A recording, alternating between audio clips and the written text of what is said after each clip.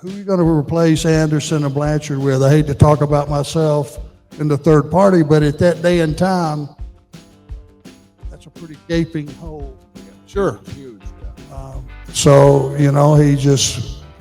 Jimmy got stubborn and started doing a couple of stupid things just because he was the boss. And we had always, there was never a situation where they looked at me and I went, doesn't work for me, brother.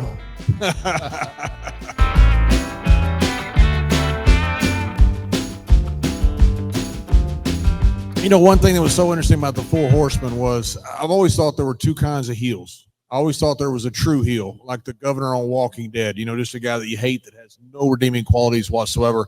But then there's the Four Horsemen heel, which is an attraction heel. And I think they're completely different. The Freebirds were attraction heels. D-Generation X was attraction heels. NWO was attraction heels. They both draw money. Roman Reigns, to me, is an attraction heel. He's headlined 7 or 8 WrestleManias. So it's not like one or the other is the better, but they're distinctly different.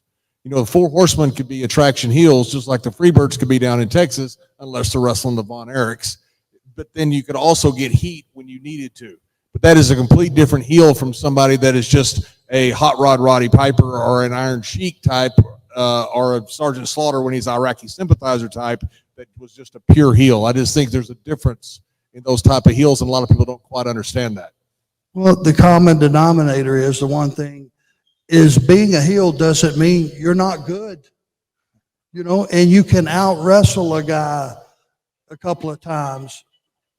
John, turn your phone off. Haven't you learned yet? Hey, it's Barry Windham. So it doesn't mean that you can't wrestle and you can't be competitive. It's the thing that makes a heel is you start to rush in with a guy that you just knocked on his ass and he's up in your grill. It's when you put on the brakes and go, not right now. You don't want that even contact. That's what makes you a heel, and that's when you get over. And you figure out a way to get his back turned, plow him in the back of the head, and you're off and running.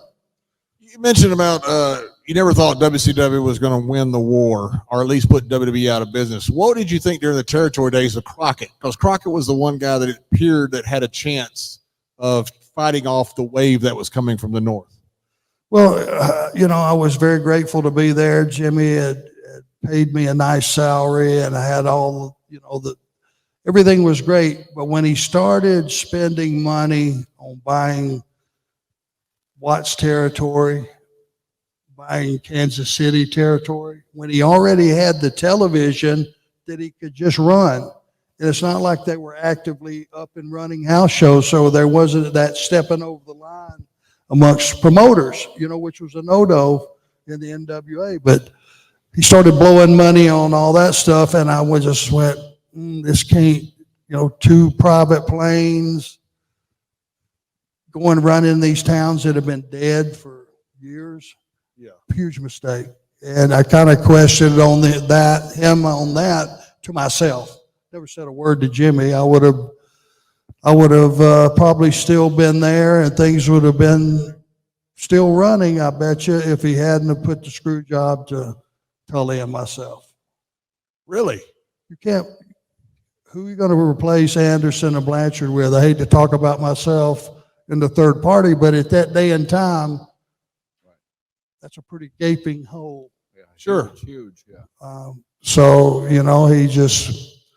Jimmy got stubborn and started doing a couple of stupid things just because he was the boss. And we had always, there was never a situation where they looked at me and I went, doesn't work for me, brother.